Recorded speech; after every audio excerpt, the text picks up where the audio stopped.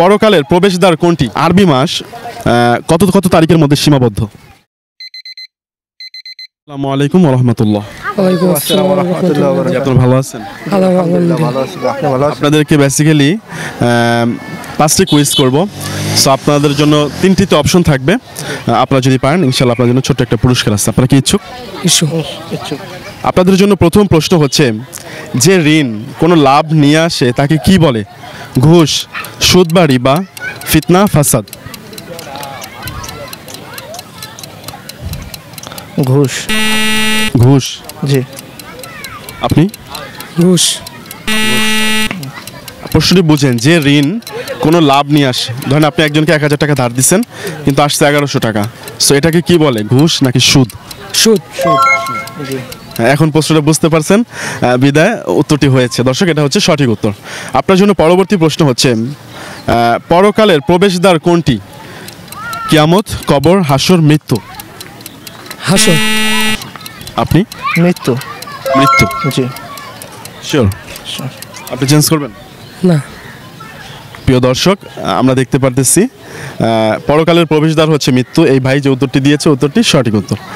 আপনাদের জন্য পরবর্তী প্রশ্ন হচ্ছে, সাওম তথা রোজা ঢাল স্বরূপ কেন? আমরা রোজাকে বলি যে গুনাহের ঢাল স্বরূপ, মানে কেন বলি? কারণ এই মাসে আল্লাহ কোরআন নাজিল করেছেন, এটাই।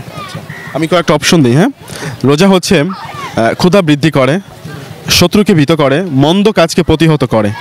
কোনটি 3টির একটি? মন্দ কাজকে প্রতিহত করে। আপনি? মন্দ কাজ। প্রিয় দর্শক, আমরা দেখতে পারতেছি বড় ভাই যে উত্তরটি দিয়েছে, যে সাওম হচ্ছে ঢালস্বরূপ এজন্য যে মন্দ কাজকে প্রতিহত করে। উত্তরটি সঠিক উত্তর।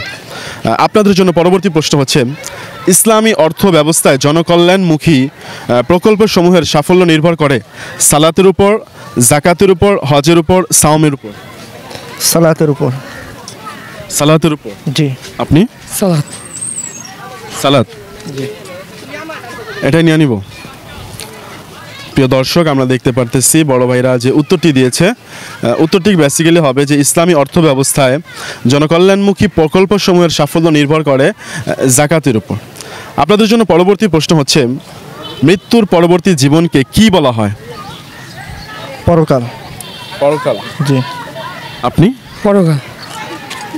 আচ্ছা, আমার অপশনে পরকাল শব্দটি নাই, আমি এখান থেকে অপশন দিব, আপনাকে বেছে নিতে হবে।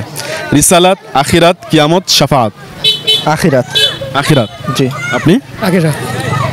প্রিয় দর্শক, ওনারা যে উত্তরটি দিয়েছে, উত্তরটি সঠিক উত্তর। মৃত্যুর পরবর্তী জীবনকে বলা হয় আখিরাত। আপনাদের জন্য পরবর্তী প্রশ্ন হচ্ছে, এক আল্লাহর প্রতি আন্তরিক বিশ্বাস এবং মৌখিক স্বীকৃতি ও তদনুযায়ী আমলের নাম কি? ঈমান, আকায়েদ, ইসলাম, তাওহীদ? ঈমান। ঈমান। জি। প্রশ্নটি হচ্ছে, এক আল্লাহর প্রতি আন্তরিক বিশ্বাস, মৌখিক স্বীকৃতি ও তদনুযায়ী আমলের নাম কি? ঈমান, আকায়েদ, ইসলাম, তাওহীদ? ইসলাম। ইসলাম। জি। আপনি? ইসলাম। ইসলাম। চেঞ্জ করবেন না? আচ্ছা, আমি 50-50 দিই। হ্যাঁ, তাওহীদ এন্ড হচ্ছে ইসলাম। ইসলাম। প্রিয় দর্শক, মূলত উত্তরটি হবে হচ্ছে তাওহীদ। যেহেতু এখানে উল্লেখ করছে এক আল্লাহর প্রতি বিশ্বাস, মানে ওয়াহেদের কথা তাওহীদ, আল্লাহর প্রতি একক বিশ্বাসকে বলা হয় তাওহীদ অর্জন করা। যাই হোক, আপনাদের জন্য পরবর্তী প্রশ্ন হচ্ছে, কুরআনুল কারিমে কোন নবীর নাম সবচেয়ে বেশি উল্লেখ রয়েছে? ইউসুফ আলাইহিস সালাতু ওয়াস সালাম। ইউসুফ আলাইহিস সালাম। জি। আপনি? সেম। আচ্ছা, আমি কি অপশন দিব? হ্যাঁ। অপশন হচ্ছে ঈসা আলাইহিস সালাম, মুহাম্মদ সাল্লাল্লাহু আলাইহি ওয়াসাল্লাম এবং হযরত মূসা আলাইহিস সালাতু ওয়াস সালাম।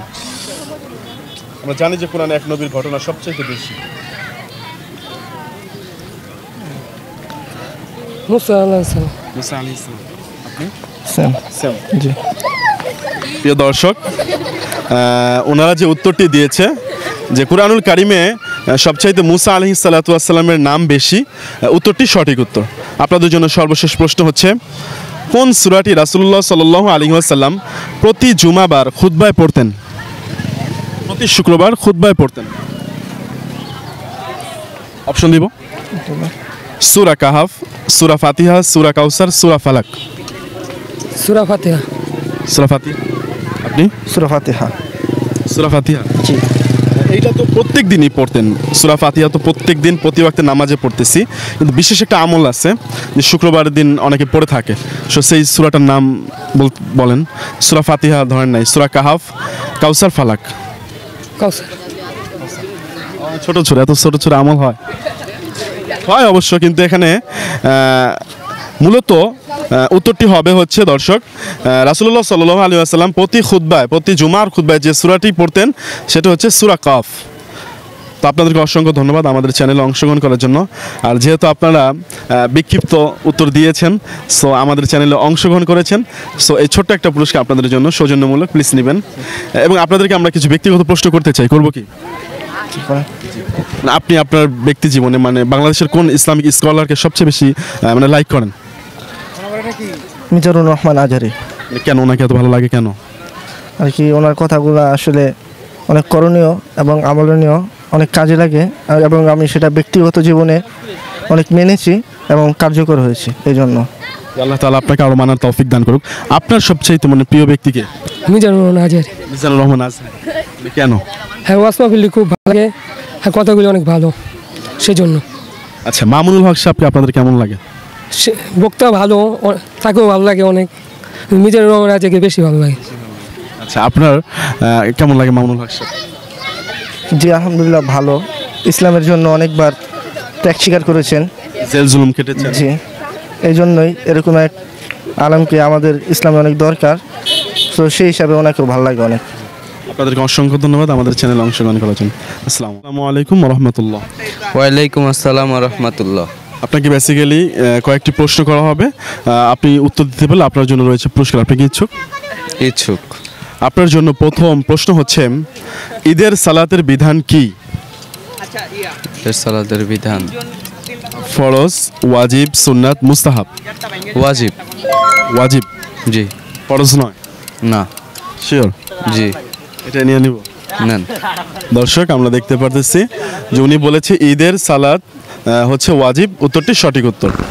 আপনার জন্য পরবর্তী প্রশ্ন হচ্ছে, সুন্নাহ শরিয়াতের কততম উৎস?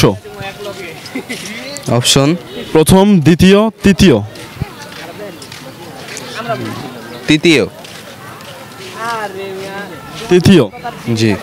সুন্নাহ শরিয়াতের কততম উৎস? শরীয়তে, আচ্ছা শরীয়তে ফরজ, নফল, সুন্নাত, মানে এক নাম্বার তো ফরজ, দুই নাম্বার হচ্ছে 2 নম্বরে সুন্নত। দর্শক, উত্তরটি সঠিক উত্তর। আপনার জন্য পরবর্তী প্রশ্ন হচ্ছে, যিনি তাকওয়া অবলম্বন করেন তাকে কি বলে? অপশন মুমিন, মুত্তাকি, সাদিক, মুসলিম? যিনি তাকওয়া অবলম্বন করে। মুত্তাকি। মুত্তাকি? জি। শিওর আপনি? দর্শক, আমরা দেখতে পারতেছি উনি বলেছে যিনি তাকওয়া অবলম্বন করেন তাকে মুত্তাকি বলা হয়, উত্তরটি সঠিক উত্তর। আপনার জন্য পরবর্তী প্রশ্ন হচ্ছে, হজের আনুষ্ঠানিকতা শুরু হয় কিসের দ্বারা?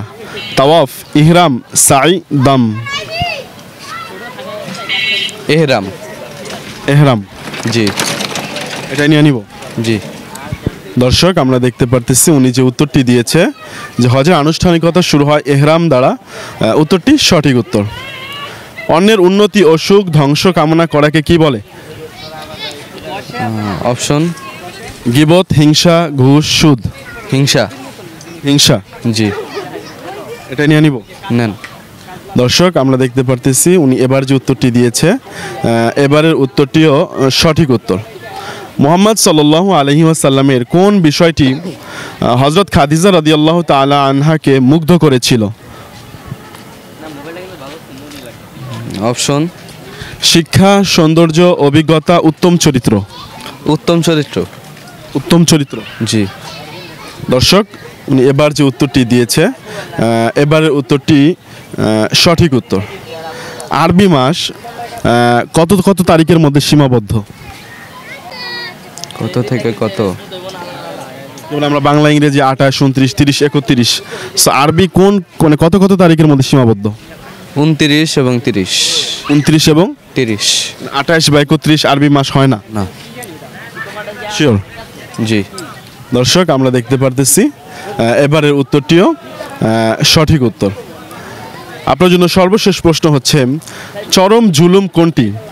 শিরক, নিফাক, ফিতনা, কুফর। মানে নিজের উপর জুলুম করা কোনটি? শিরক করলে জুলুম করা হয়, নিফাক, ফিতনা বা কুফর? শিরক। শিরক, জি। এটাই নিয়ে নিব। নেন। দর্শক আমরা দেখতে পারতেছি এবার যে উত্তরটি দিয়েছে যে নিজের প্রতি জুলুম করা হয় শিরক করলে, উত্তরটি সঠিক উত্তর। আপনাকে অসংখ্য ধন্যবাদ আমাদের চ্যানেলে অংশগ্রহণ করার জন্য। এবং আপনাকে ব্যক্তিগত কিছু প্রশ্ন করব কি? জি। আচ্ছা, বাংলাদেশের শুক্রবার সরকারি ছুটি, এটা পাশ করান কোন সরকার? এটা সঠিক জানা নেই। অপশন দিব। দেন। জিয়াউর রহমান অ্যান্ড হোসেন মোহাম্মদ এরশাদ। জিয়াউর রহমান। জিয়াউর রহমান। জি। হোসেন মোহাম্মদ এরশাদ নয়? সঠিক জানি না আমি। এটা হচ্ছে উত্তরটি হবে হোসেন মোহাম্মদ এরশাদ। আচ্ছা, আপনাকে অসংখ্য ধন্যবাদ আমাদের চ্যানেলে অংশগ্রহণ করার জন্য। আর আপনি মানে সবচাইতে কোন বক্তাকে বেশি পছন্দ করেন? মিজানুর রহমান আজহারি। মিজানুর রহমান আজহার। কেন ওনাকে ভালো লাগে কেন? ওনার বক্তব্যগুলো আমার কাছে মানে অনেক পছন্দের। রেফারেন্স ভিত্তিক বয়ান করে থাকেন। জি। আপনাকে অসংখ্য ধন্যবাদ আমাদের চ্যানেলে অংশগ্রহণ করার জন্য। আপনি যেহেতু আমাদের চ্যানেলে অংশগ্রহণ করেছেন, এই ছোট্ট একটা গিফট আপনার জন্য, প্লিজ এটা নেবেন। ধন্যবাদ। আসসালামু আলাইকুম। ওয়ালাইকুম আসসালাম।